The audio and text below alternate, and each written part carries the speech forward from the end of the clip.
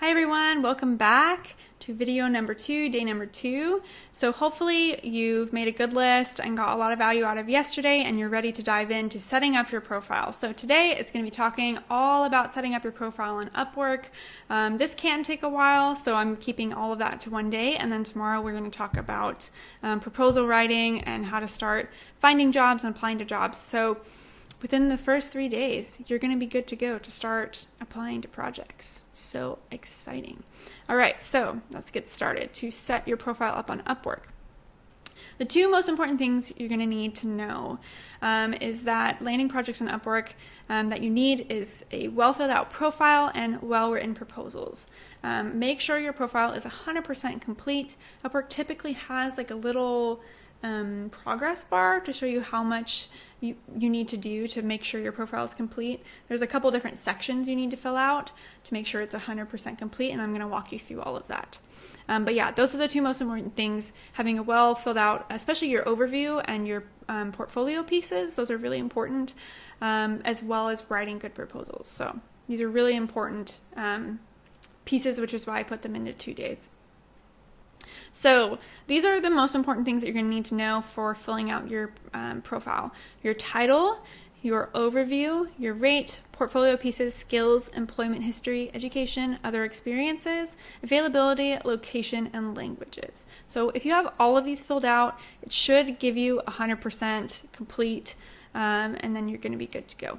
So what that does is when you have it 100% complete, that increases the chances of you getting the rising talent score, which then sets you on the path to be top rated on Upwork, which is a really good status to have so that over time you're recommended more to people, you get more invitations to projects. It's just a good thing to have on the platform. So yeah, this is just setting the foundation for you to eventually get that over time.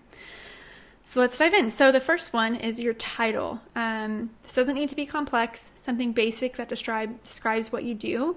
Now, if you have a few different things that you do, Upwork recently released specialized profiles, so you can also create specialized profiles later on. For now, I'm just going to talk about your general profile.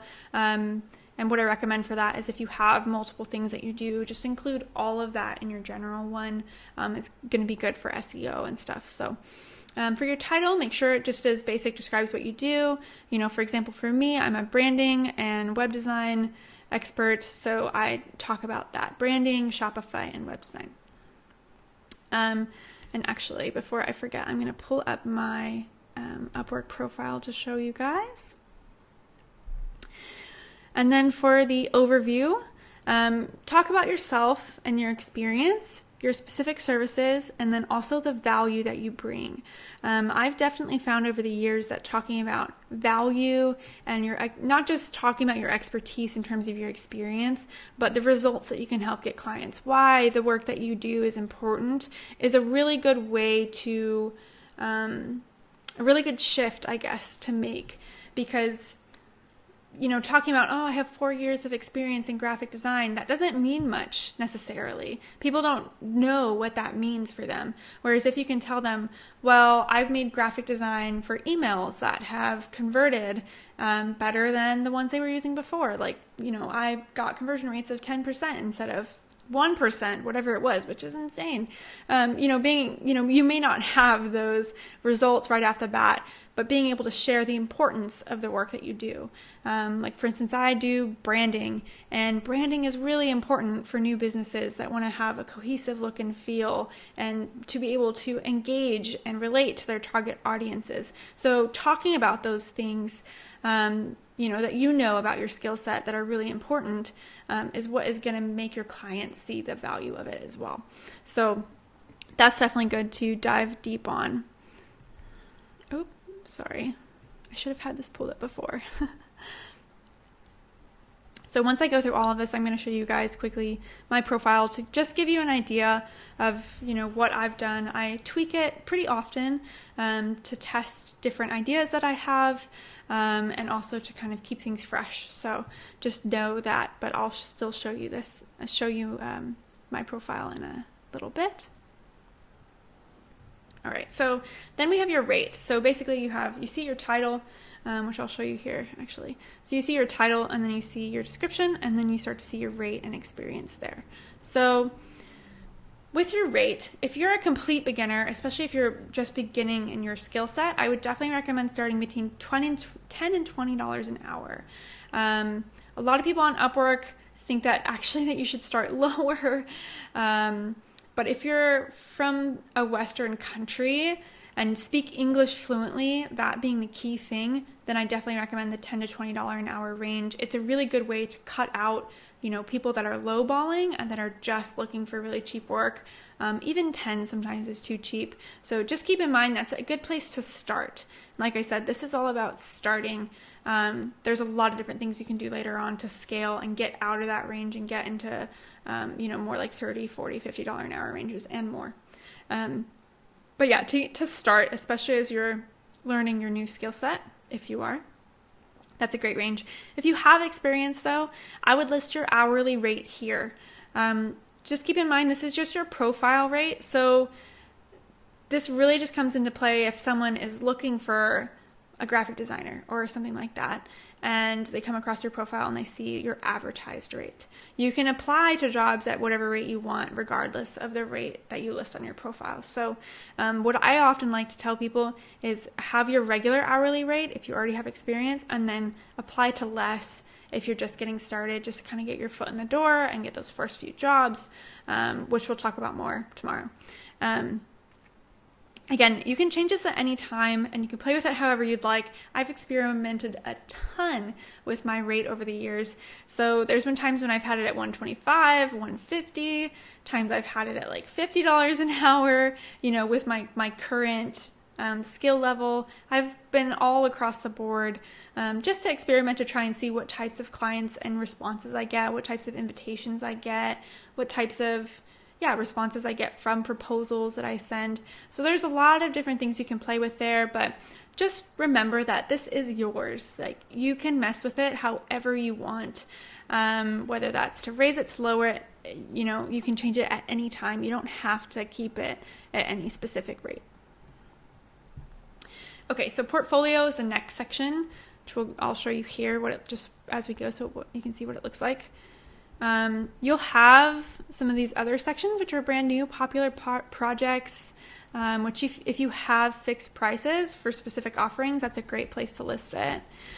Work history and feedback, you'll get this over time, of course. This is brand new, so I haven't even added it yet. Testimonials, if you want to add them, which is a great thing to do. But as most of you are just getting started, we're just covering the basis here. You can flesh out some of these other pieces later on. So for your portfolio, I recommend having at least 4 to start if you can. If you don't have that many, it is worth it, honestly, to have that whole section filled out.